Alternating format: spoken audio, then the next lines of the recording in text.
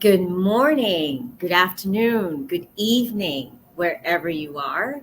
Thank you so much for joining us today, this afternoon, for a very important conversation. And I would like to start by thanking our amazing sponsors for this year and their support. Sony Pictures Animation, Nickelodeon, Warner Animation, and DreamWorks Animation Studios. Um, and I also like to welcome our panelists. And let's see. Chris Lee, Director of Global Talent Acquisition. Welcome, Chris, from Sony Pictures Animations. And we also have Camille Eden. There we go. Hi, Camille. She's the VP of Recruiting and Talent Development for Nickelodeon Animation Studio. We have Alexis Jackson who's joining us. Hi, Alexis. Welcome. She's the Manager of Talent Acquisition, DreamWorks Animation. And we're waiting on Joe Hughes. And Joe, if you are listening to us, there you are. See, we're not waiting for you anymore. Thank you so much for joining us, Joe. And Joe Hughes Sr. is a talent development specialist for Warner Brothers Animation and Cartoon Network Studios. Welcome, everybody. What a fantastic group of panelists we have today on this panel. And I can't wait to start this conversation. Welcome. So I guess we can just jump right in and just start by having these interesting questions and conversations, because the summit is so important for the inclusion of Black and Brown animators specifically. So I want to start with a question that is open to everybody. If it seems like something you want to answer, just go ahead and answer it. So let's start with, for most people, going to school is the first step in getting a career in animation. And for people who may not be able to afford a degree, does your studio support different non-traditional paths to animation careers? Go ahead. We're all being so polite. I can jump in. It's about information, so go right ahead. So at Sony Pictures Animation, our recruiting team is pretty new. We all started at the studio within the last year. And our team was hired with a focus on promoting diversity with diverse team members and restorative justice advocates. And in this time, we've really been focusing on ways to provide access and information to those who are interested in animation, who may not have access to that information through a traditional four-year program. So right now, we've been really trying to use our website as a platform to provide that information. There's a page that has portfolio tips. There's an actual checklist on what we're specifically looking for in story and art portfolios. And last year was the first of what we're hoping to be an annual event. We had a summer speaker series. We called it Summer with Spa. And we partnered with Black and Animated and did a 5-week series where we covered topics like story, art, production, development, and we rounded it off with a recruiting panel.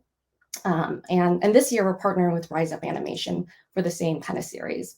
And we're also trying to focus on schools that may have been not tapped into the past, like community colleges and state schools, and really just reaching out to them to provide information on what is available in animation. It could be artistic roles, it could be non-artistic roles. We're really just trying to give them that information and let them kind of choose their own path. And Sony also funded some really amazing partnerships and programs. One in particular is the SPAMAP program. It's Sony Pictures Media Arts Program in partnership with the City of Los Angeles Cultural Affairs. And in this program, we provided a series of talks to high school and middle school age students, again, around what's available in animation. So those are kind of the things we're doing at Sony. Wow, thank you so much for sharing that. And I love the fact that you're going to the younger generations because, yeah, you can get some great talent and skill sets from there. So, and anyone else wants to chime in on this question? Yeah, I can speak for us at Nickelodeon. Very similar to the work that Chris is doing at Sony.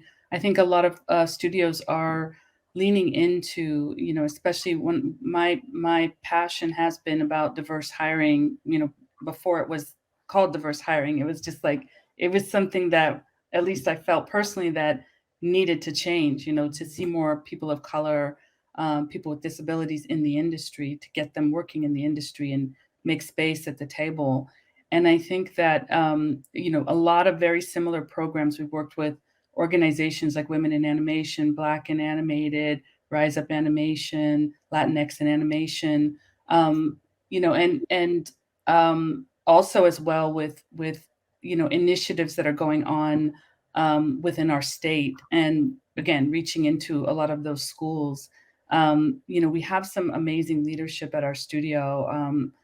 Ramsey Nato, our head of studio, when I came to her with an idea for creating pathways for people, she didn't hesitate. She was just like, yes, do it, do what you need to do. And similar, we did almost like a week-long boot camp for people.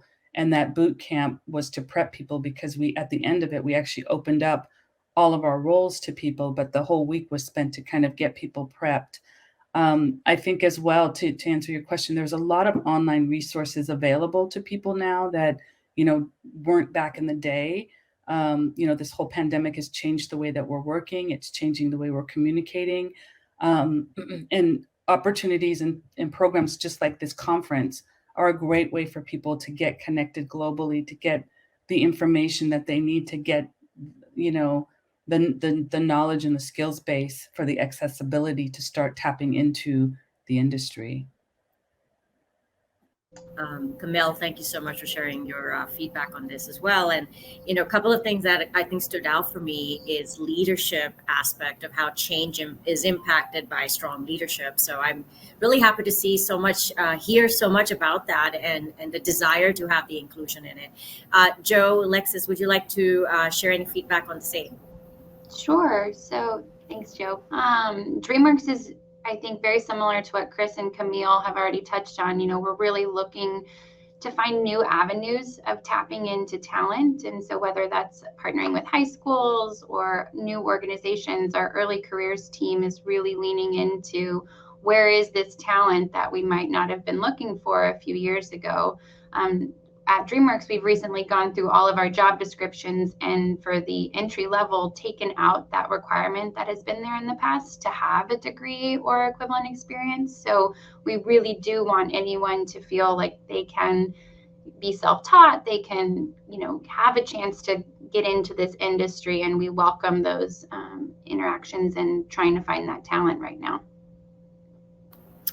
Thank you so much for sharing that, Alexis. Joe? Sure. I'll follow what everyone else said and just add that obviously the idea of needing to go to school and having a degree can be unintentionally exclusionary. And so that's something that throughout the entire industry, we have to be very aware of at all time and constantly be pushing to make people realize that animation can be for everyone. Stories should be for everyone, and the idea of creating stories should be for everyone.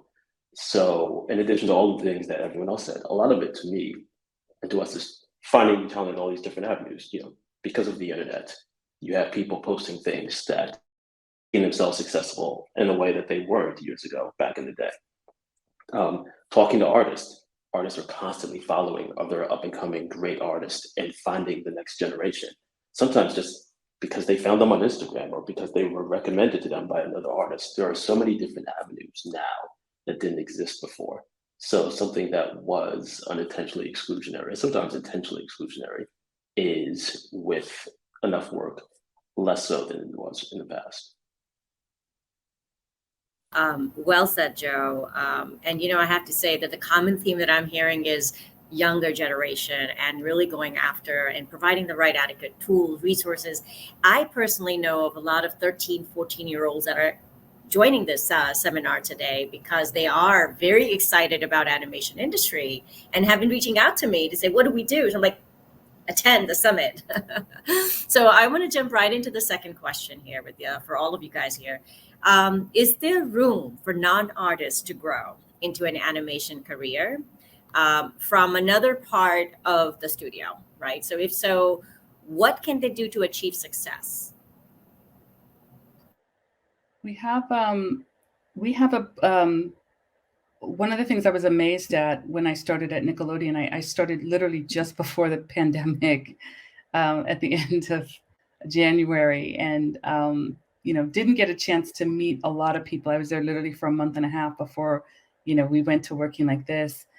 But one of the things that really amazed me about Nickelodeon was how many people had started, in the mailroom, how many people had started as receptionists, how many people had started as an EA or a PA, and were now writing on shows and working on shows. And, we had a lot of folks who had come through our intern program. And I think it goes back again to the structure of the studios in being open to, promoting the talent within. You mentioned earlier about, there is always the lens of new talent coming in, but within every studio, at least in my opinion, you have a whole amazing talent pool of people ready to go and work for you. And so it's like creating pathways within the studio for those kinds of folks, but also, providing opportunities for, potential within your studio. So we do have some great programs within. We're working on, cross-departmental training, things like that, so that people can get access. And there's a lot of lectures and classes that happen, along with the programs. So there's so much untapped potential already within. But it just, I'm really happy to work at a place where you can see somebody come again from the mailroom and be head of the sound department. That's a true story. So, yeah. Thanks, Camille. I mean, it sounds like, Nickelodeon and even everyone else here has a strong corporate culture, because I think it really does boil down to how are we proceeding with uplifting others and internally first, right? So I think that's beautiful. Chris, Joe, Alexis, anybody else would like to share a little bit more about this? Yeah, I think I'm going to piggyback on what Camille was saying. I feel like, what's special about animation is that it's such a community, and we're all just like rooting for each other, especially within our own studio. So whenever we are able to see people pivot and transition from a role to another department and another role, that's always super exciting for us. And we've seen a lot of success stories from production staff moving into artistic roles. And we have an apprenticeship program at Sony that actually supports that kind of growth and transition.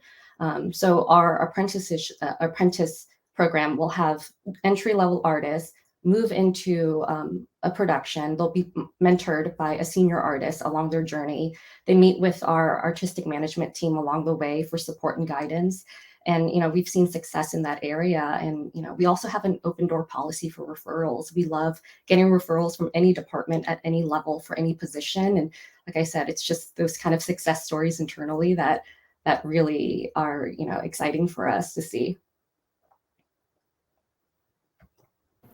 Thank you so much for sharing that, Chris. I literally I made a note. I'm like, wow, what a great best practices, things that we can adapt on just everything. So I think that's wonderful that you guys have such great best practices.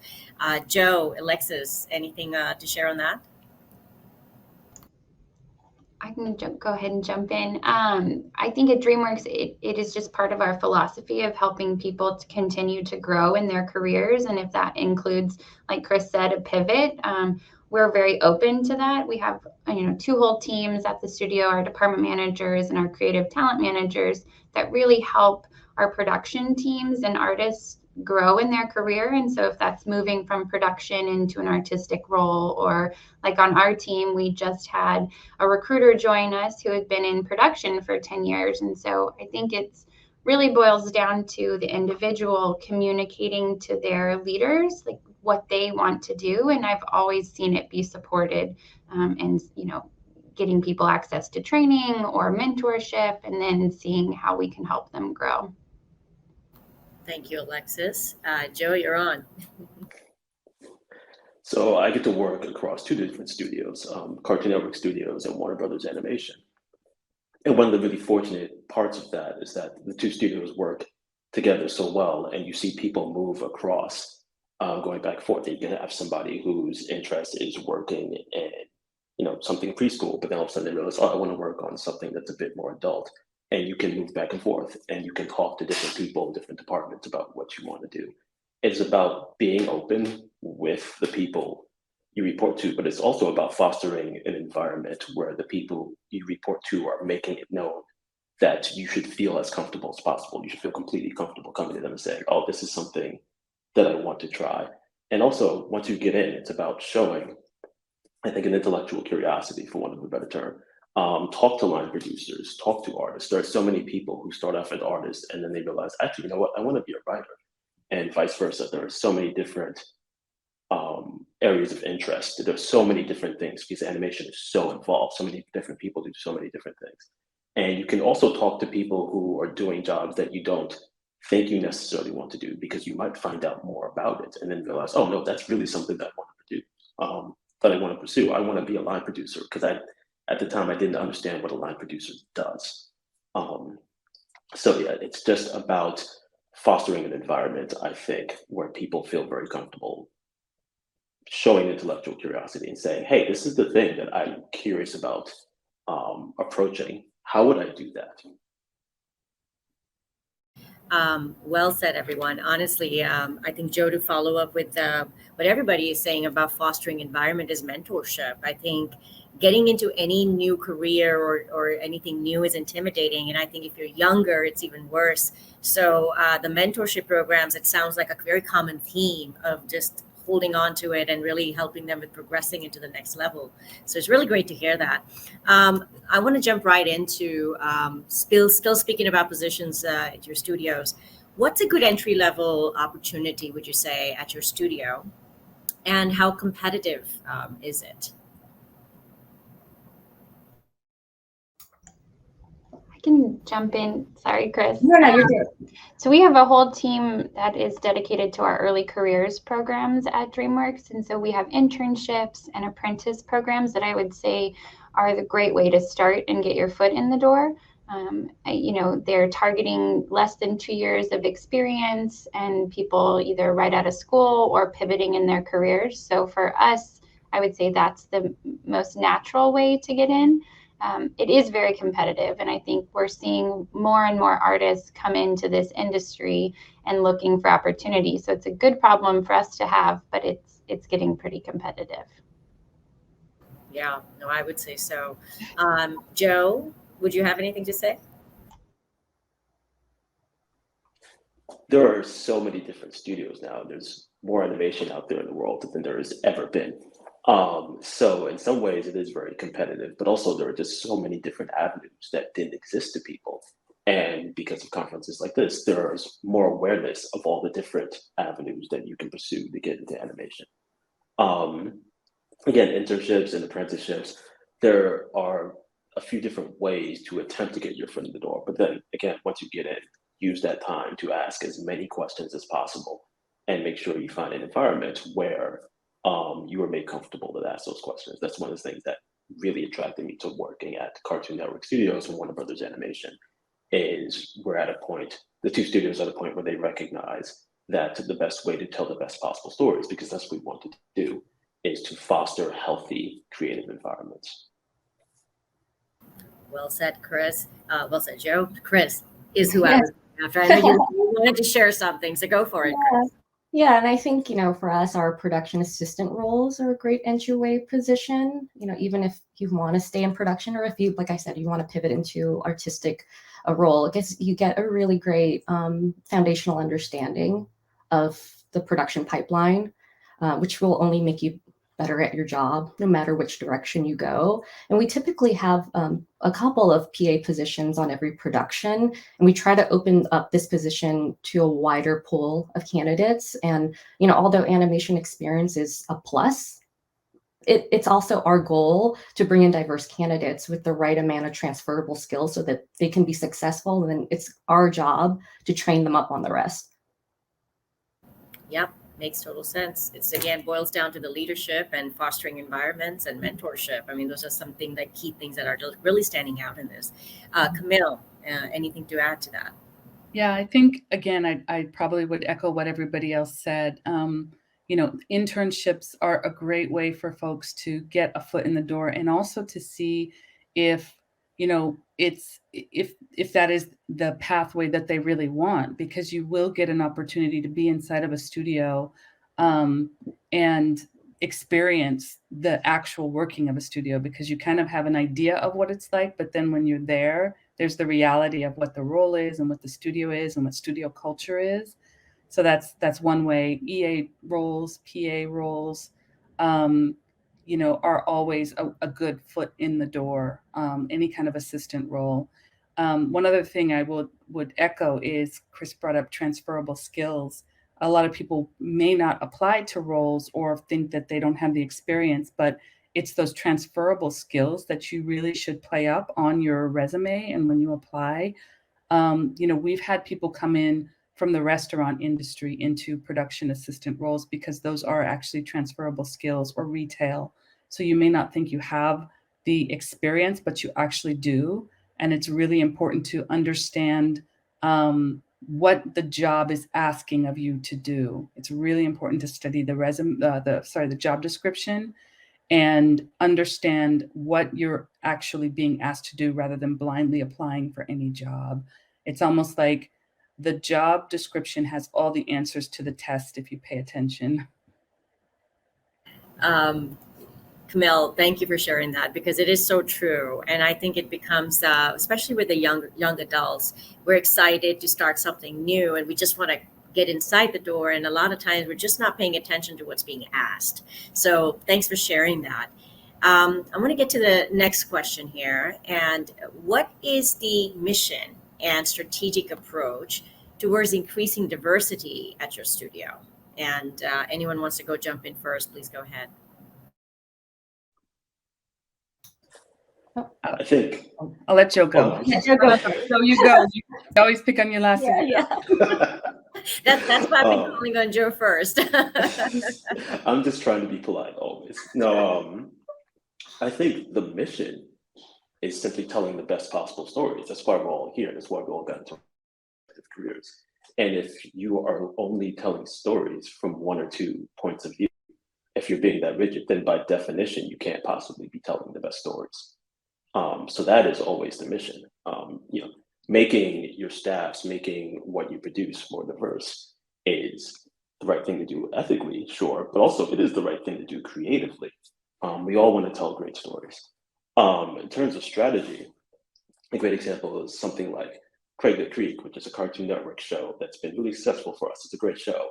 But then you take that and you spin it off into something like Jessica's Big Little World. And now you've got two shows. One of them is a preschool show, and you're creating more jobs and you're telling more stories and you're reaching different audiences. So it's not just about giving someone an opportunity, but then you're taking that opportunity and you're spreading it and you're increasing it. We work with Black Women Animate on our revised cartoon shorts.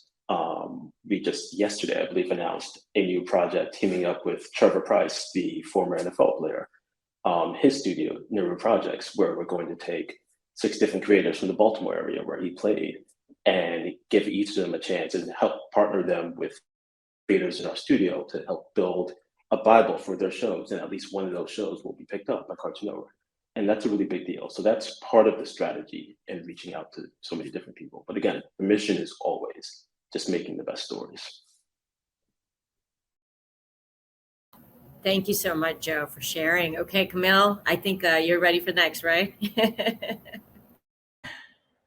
Yeah, no, I think, the mission, everyone's going to have their own studio culture, right? Everybody's going to have their own way of doing this. I think what's amazing about this time that we're in is that we are all actually talking about this, and we all are here in summits like this, and that it's happening. Like, who would have thought a few years ago we would be able to host, be in part of a thing called AfroAnimation? So that's huge amongst, just for the industry. So we're making strides, and I think, we have a lot of work to do.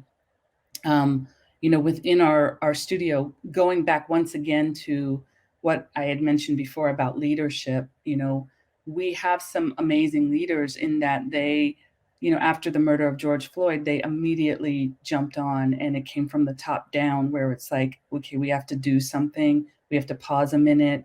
what is it that we need to do to, make change and make space at the table. And, immediately following, Nickelodeon, we put together across our kids and family segments, not just within our studio, but across the company. At the time, Viacom CBS, now we're Paramount, but it was a message of, we're going to make a change and we're committed to make a change.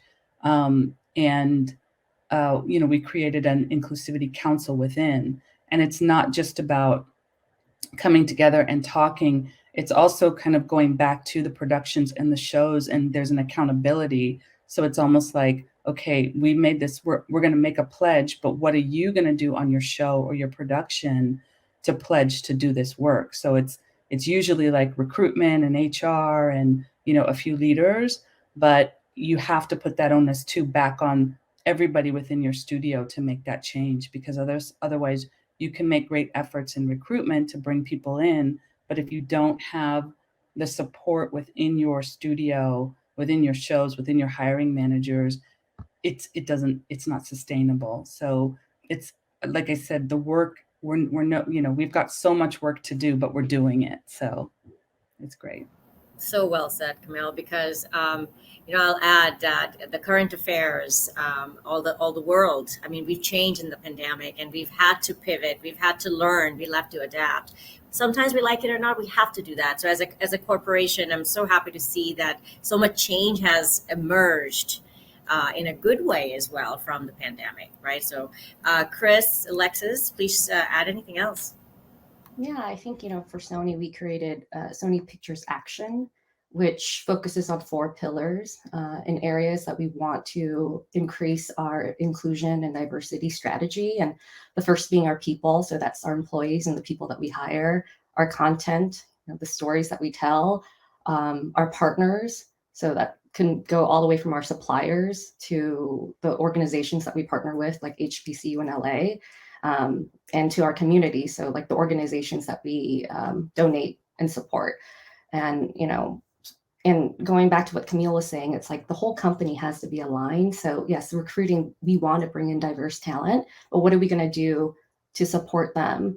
And what will the managers do to identify them? And we're, for the people pillar, we're trying to build training courses around unconscious bias to help managers make better decisions when they're hiring candidates, and thinking about unconscious bias and implicit bias in the interview process, and internal leadership opportunities for growth. So there's a lot of work to be done, but we want to make sure that we're increasing representation behind the camera as well as in front of the camera. We're in animation, so camera. But yeah, it's obviously a really important topic for all of us right now, and it's great that we're where we're at the moment and bringing it to the forefront. Yeah, thank you so much for sharing that, Chris. Alexis, you're up. I think, like Camille said, it truly is incredible, I think, across all of the studios, how we've pivoted in this last few years to put this as the forefront of our mission. So not only is it great storytelling, but we want to connect with the audiences, and we know we have to reflect the audiences to be able to connect with them. And so after the events of these past few years, DreamWorks really has put an emphasis on not only bringing in diverse talent, but making sure people can thrive when they're here. So we have our equity alliances, which sounds very similar to kind of what other studios are doing, that our task force that have actionable plans of keeping us accountable and making sure we're creating sustainable change, that this is not just a topic that we're looking at right now, but that we are creating a culture long term for inclusion for people in the studio. So thank you so much, everyone, for sharing your feedback on this. I wanted to kind of take a quick second to share some questions that we're getting from the audience. And this is open to all the panelists. So whatever resonates, please feel free to jump right in. First question here is from Walter Ruyurarsa. Please forgive me if I'm misspelling and pronouncing your name. Fast is there any red flags you avoid or get turned off by in what you may find in a resume or a portfolio? I would say not so much turned off, but I we have 4 people on here who can probably echo, 3 other people besides me who can echo. It's really, again, when you see a resume or a reel and they don't pay attention to what's being asked. I think it's so important to know the company that you're applying to know the shows of the company that you're applying to. You wouldn't apply to a Nickelodeon with a gaming portfolio, or if it's a role asking for certain skills, and you putting banking skills. So it's just, again, it's really, really important to pay attention and do the research, do the homework, and that those are the things that are going to make your resume float to the top. And I wouldn't say it's a red flag, but one thing that people always forget to do in their resumes is put a little bit of themselves. So you put your hard skills, and you also want to make sure to include your soft skills, because you're coming into an environment that you're going to most likely be working as part of a team. So some of those things that we all look for is, collaboration, your communication style, your personality. Are you showing any of your personality in your resume? And I think people can forget to put the soft skills along with the hard skills of what they can do. Thank you, Camille. Joe, go ahead. I would add to that, and this is really important. I try to say this every time I do any panel. Make sure that we can contact you. You can have a portfolio that is fantastic, but if your email isn't anywhere on there, if we have to search really hard to find your name, you can be the next great animator, but if we can't contact you, we can't give you work. So on top of everything else, make sure your portfolio is really organized. Whatever you want to do, make sure that is reflected in your portfolio. And just make sure that we can reach you. I would say that 10 times in every panel if I could. I like how we're all shaking our heads. Chris. Sorry, go ahead, Chris. I like how we're all nodding like, yes, we've all been through this. We're like, we find that's why we're all laughing. We're like, oh my gosh, we've all been there. We've had resumes with no contact information. Yeah. So if you guys are watching and listening, so that's the first big no-no. So make sure that your contact information is there. Go ahead, Camille. I have one to add to that. Spot on. And okay, if you're going to password protect your work, please add your password, because I can't tell you how many times we've wanted to see somebody and share where we're in the room with the hiring managers and we don't have your password. We don't have your password. Guess what? Next. I don't see it. So please. Yeah, and if you, I don't know about you guys, but if I see something with a password and it's, I'm like, why are they protecting? Like, why are they? That's the first question. Mm-hmm. So if you don't need to password protect it, you probably don't have to, but if you have to, then please put your password. And I would say too, with the portfolio, it's, the organization of it, it's super important, because, we'll get a portfolio for a character design position, for instance, and, it's one page, there's storyboards, there's background paint, and then maybe you scroll down and there's some character design. And, it just makes it really hard for the recruiter to identify your work. And you might have the skill set, but if you make it hard to find, just like your contact info, we're going to have to move on, because we aren't able to find what we're looking for. So if you have more than one skill set, just organize your portfolio in a way where we can just target the information that we're looking for. I agree with all of this. I think the underlying theme here is make it as easy as possible for the recruiting team to view your work, see your work, and access your work, because while you're just one applicant, we're looking at hundreds at a time, and we want that process to be seamless on our end. I can't tell you how many times I wish I could jump up and down and cheer for Camille, because the password is the most frustrating experience. I want to see your portfolio, and I have to now either follow up with you or track down a password, and it's just unfortunate. So please make it easy. So I have to say, the first red flag, please do not password protect your files. That is a very big red flag. And, I own a brand marketing and PR firm. And in our world of branding, we run into a lot of stuff of packaging. And it's really as simple as packaging yourself as a brand because you're selling your services, you're selling yourself. You want recruiters to pick you. So you have to always remind yourself, I am the brand. And how do I package myself so I'm getting picked? So even in our world, we run into a lot of issues because we get 100 something resumes and it's easy to just sort it out to password protect it. It's out the window. So I would say the number one red flag would be to just make sure you have clear, concise messaging of what is it that you are applying for? What are you going after? And maybe keep everything short and simple to maybe one page in an organized manner. I think you might get a win from that. I have another question from the audience, and this is from an anonymous person. How do you get back into the animation business after leaving for a decade for personal emergencies? I still have the contacts, friends, and respect, but the gap doesn't look good for a 50-year-old Black woman. I can jump in on this one. I think that question has come up quite a bit lately. First of all, the fact that you're here at this summit, that's one of the steps, one of the many steps. Like coming to summits like this, networking, joining organizations, depending on where you are in the world, there are global organizations that support folks in animation. You might have some local resources and networking events. I think Joe mentioned mentoring before, like finding a mentor.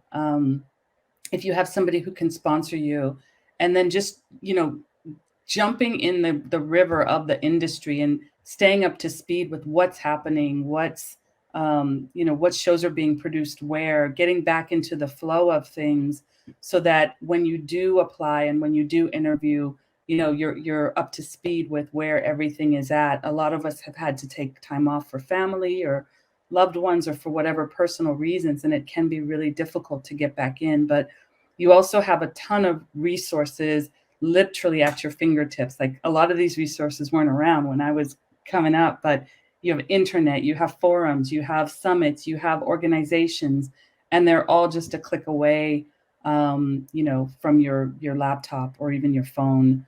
Take advantage of those opportunities and resources and try to tap in and network as much as you can, and go to, if possible, events, and just, work on your resume, work on your skills. And if people ask you why the break, don't be afraid to say for personal reasons. I think a lot of people will look at that gap in time and, if you have a justifiable reason, just speak to it. And I do feel like since the pandemic and the Great Resignation, like people are more supportive of the fact that people have to step away to attend to their lives. And I read where LinkedIn is going to even like have something that shows these like support in like I stepped away for a life situation, like, and I feel like it's going to be more normalized than it has in the past, which I'm excited about. But I also recognize, like, when you're trying to step back into any kind of role, there's a recalibration that has to happen, maybe just to get you up to speed and make sure that you're successful. So maybe looking at what types of roles, it might not be the exact same role that you left 10 years ago, but maybe it's the role that will, you step into for a year or so to just recalibrate, get your foot back in, and then make that transition into the role that you really want. And that might be the best thing for you at the moment. But like I said, I just feel like we're all aware of life situations now. And I feel like corporations are more supportive of that and recognizing that people have lives outside of work. So that is reassuring. I hope that's reassuring for whoever asked that question as well. Thank you, Chris. Joe, go ahead. I would add that being away from animation or really any industry for an extended period and then trying to get back in can be really intimidating. So the fact that you are here and asking that question is already a success. And it's important that you know that. But outside of that, let people know that you're trying to get back in the game. You were talking about connections, reach out to the people. Did you have a mentor 15 years ago? And are they still in animation? Reach out. Just let everybody know in your contacts that you are trying to get back in, and have your portfolio straight the way we were talking about earlier. Show the work that you did, even if you were doing work 10 years ago, still show the work that you did, because that is something to be proud of. And again, to Chris's point, as a society, we are much more understanding of this than we used to be even 2 years ago. I would say still not quite as understanding as we need to be, but still we have improved leaps and bounds over the last 24, 30 months. So people will understand. So it can be an intimidating thing, but just try to push past the intimidation and just take the first step like you're doing right now, and just let people know that you want that good. Yeah, I can't echo what you said enough, Joe. I applaud you. It's a very vulnerable experience to put yourself out there after, going through whatever you did in the last 10 years. And I would say, I want to talk with you. I would love to sit down and, help people who are trying to get back in. And I look at you, say, you've been in the industry, you're in your 50s. Like, I hear that, and I hear you have a richness of experience that we could probably all benefit from, you being within the industry again. And so I would have confidence in that, of while you might have a gap in your resume, you still can bring so much to an organization right now, and keep that in the back of your mind as you pursue conversations and job applications, because we need people like that. It can't all just be early career folks that we're looking to give opportunities to. So.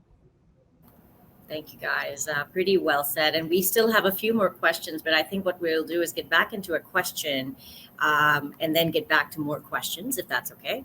So is there anywhere you think your studio is doing well in attracting diverse talent? I'll jump in. I think we try to lead with our work and promoting diverse characters and stories in our films and series. And, projects like Spider-Verse and Hair Love and Young Love showcase Black characters. And it's important that we have Black voices to tell those stories. And we do what we can to support them in telling those stories. We have another project, K-pop Demon Hunters, which I'm really excited about. And we're staffing up for that, and it's rounding out to be like a really dynamic and diverse team. And so I feel like our stories and our people who are telling them is really where we're maximizing our diversity footprint. Thank you, Chris. Anyone else would like to join in? We have a, we have a pretty dynamic program at Nickelodeon, our Artists and Writers program. They're two separate programs where we bring in diverse talent. It's at an entry point, and these are folks who, it's not straight out of school, they have some experience, and to help bring folks into the writer's room, and as well into the artistic disciplines. And I can't tell you, I love sitting in on the sessions, because for the writers program, they actually have to pitch their stories, but they also pitch themselves. They talk a little bit about their background, and it's shared with the hiring managers within the studio across different shows and disciplines. So one, it gets the folks really vested in these people's future. And you also just get to meet some really amazing talent out there that you probably never would have. And I really love that program and what they're doing. And we're working on another version of that in our apprentice program for some of our shows to pipeline in more directly. So more things like this, I think, are happening across the studios, and it's great. Fantastic. Joe, I know you had unmuted your mic. Go ahead. I talked about this earlier, but just a recent example of what Cartoon Network and WB Animation are doing is the specifically Cartoon Network, the Trevor Price project that we're working on. Trevor Price is a retired NFL player who, after he left the league, showed an initiative and showed a curiosity and wanted to show people that he's interested in other things. And he's doing a fantastic job with it. So he is a voice that some people would consider like unusual in the animation world, but he's really not, because stories are for everyone. So when you reach out and you work with people like that, that is immediately a way to reach a different audience, because there are a lot of people who are going to know his name and they're going to look and say, oh, hey, he's doing animation now, and you're going to pay attention. And that way alone, you're reaching a brand new audience. So I do think part of it is reaching out to people who you wouldn't necessarily associate with animation, but you recognize that animation, like any other form of stories, are for everyone. I'm especially proud of that project. It's taking 6 people from the Baltimore area and just giving them a chance to show what they can do in animation. It's a great thing.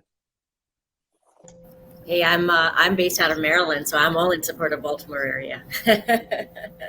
Alexis, I know you wanted to share some things on that as well. Go ahead. Thank you. I would say, aside from our projects we're trying to bring in diverse voices, it's really a focus of ours right now to make sure there's support once you're here at DreamWorks. And so last year we launched our Empower program, which was a mentorship for our Black employees that were early in their careers, where they got paired with senior leaders in the studio and helping them grow, along with Ben, one of our ERGs that has a huge presence at our studio. You'll get to hear from a few of our co-leads, Nike, who spoke this morning, and Shabrea. And so I think there is an emphasis not only on bringing in and attracting talent, but making sure that once they're here, DreamWorks feels like their home as well, and that we are really lifting up those voices. Thank you so much for sharing that, Alexis. Now, I want to go into a leading question right away and then maybe take another audience question.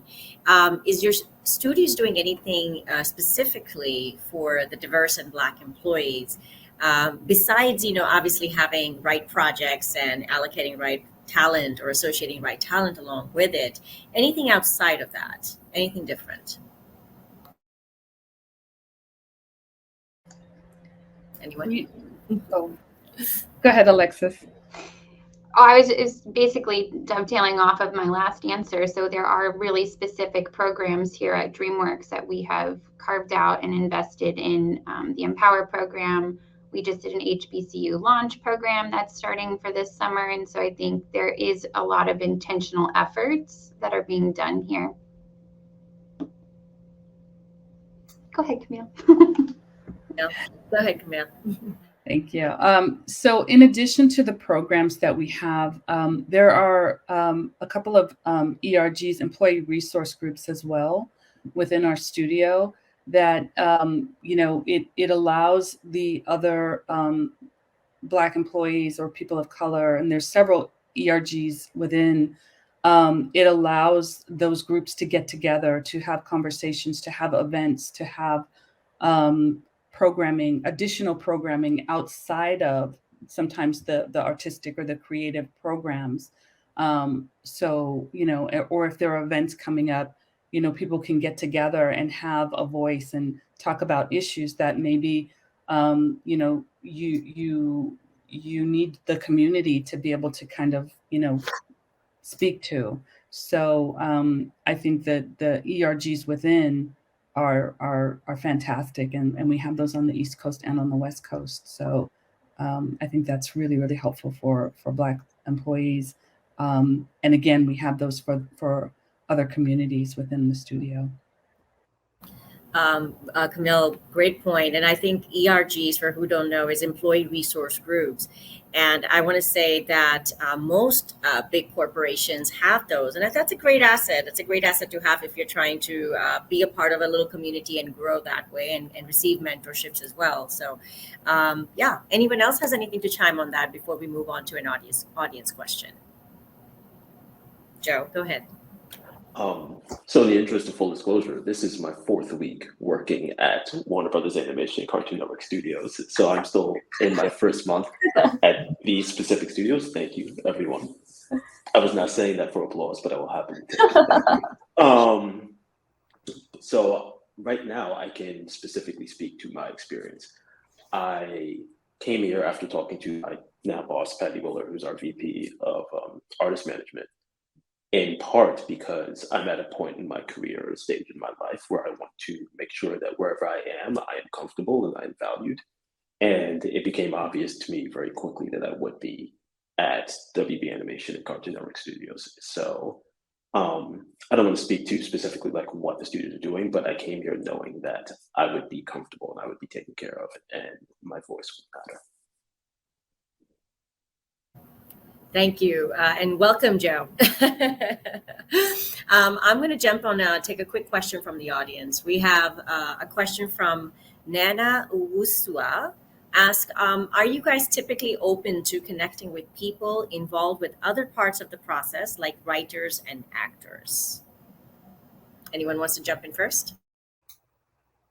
Yeah, I can jump in. You know, for us, we do have a casting department that deals specifically with actors, and for our writers, our development team will be the ones routing kind of like the writers and candidates in that process.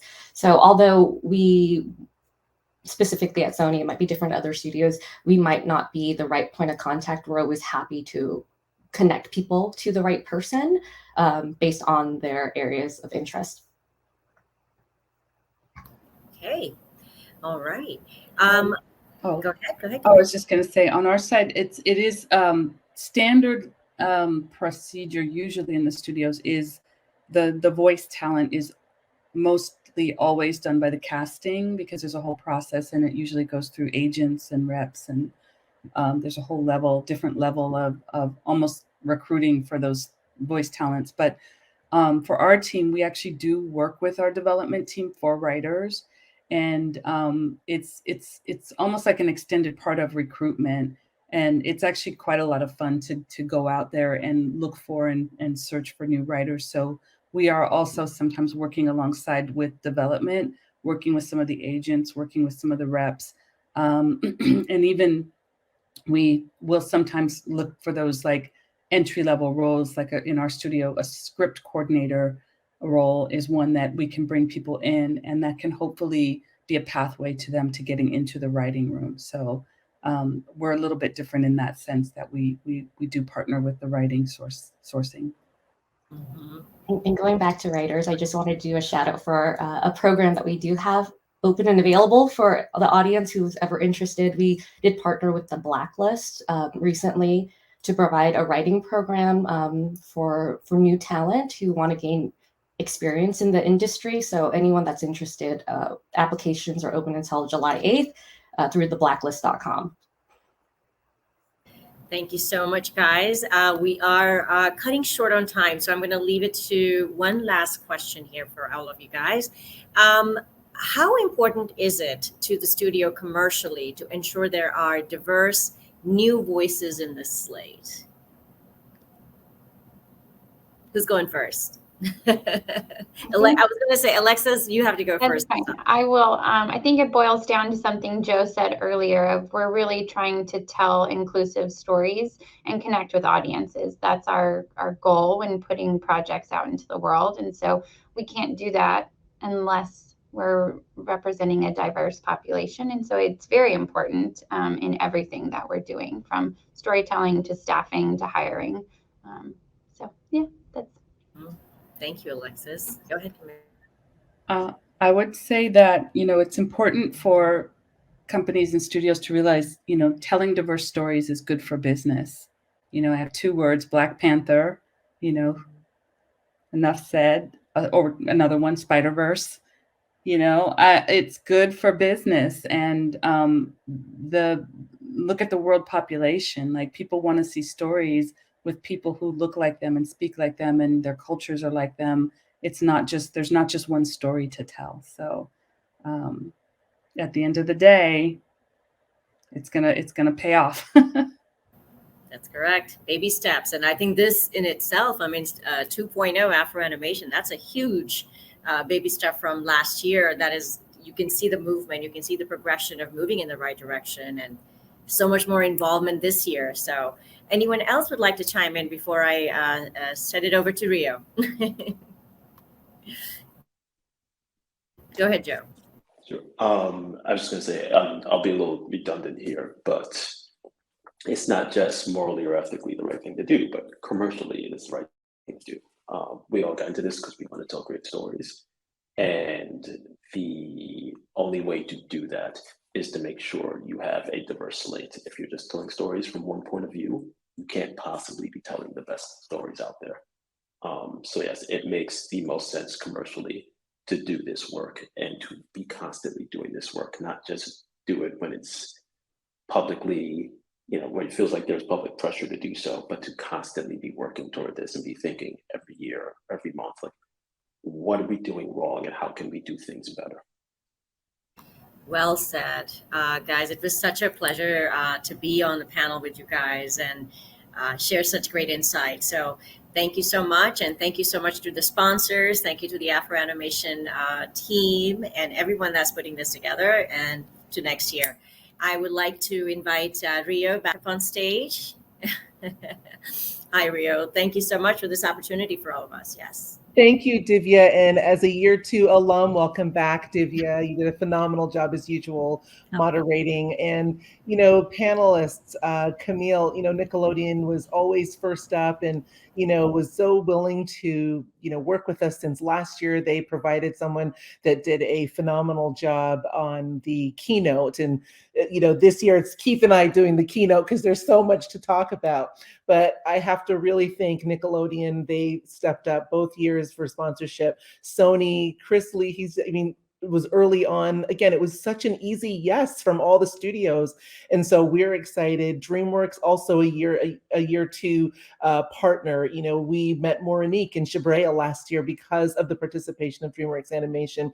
And Joe, welcome. We love seeing people, who are not just out of college talking about their pivot, their next role, their recent role. The anonymous who said, I'm a 50-year-old Black woman and I've had this gap. My heart went out to her because it's like, you have no idea how much experience you have, and you have no idea how many other people are going through that same thing. So I appreciate that question.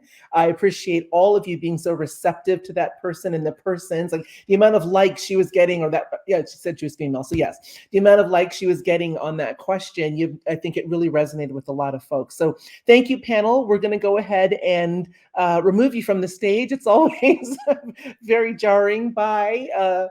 Thank you so much. Okay, it's 11 a.m. on the West Coast and 2 p.m., I believe, 12/1/2, yes, on the East Coast. And so at this point in the programming, we have a couple of things going on. We can go, whatever you want to do, you can go to the left, again, go into the booths, check out all our sponsor booths, check out the programming that they put in there. There's lots of trailers. I, for one, love that Spider-Verse, Into the Spider-Verse trailer from Sony, but lots of great stuff from Disney, lots of great stuff from Mainframe. We've got fireside chats going on at Wild Brain Studio. And so a lot of things in the booths. Again, if you look to the left of your screen on Hopin, you will see sessions and you will see expo. So go to the expo to check out the booths. And at this time, we have an amazing session that's about to get started. If you are a fan of Star Wars, and I know there are a ton of people who are, in the sessions is going to be something called Star Wars Behind the Sequence of the Bad Batch. And I'm guessing that the Bad Batch is the next Star Wars animation series. And I got to tell you, as not even closeted anymore, I'm out of the closet as it relates to being a Star Wars nerd and geek.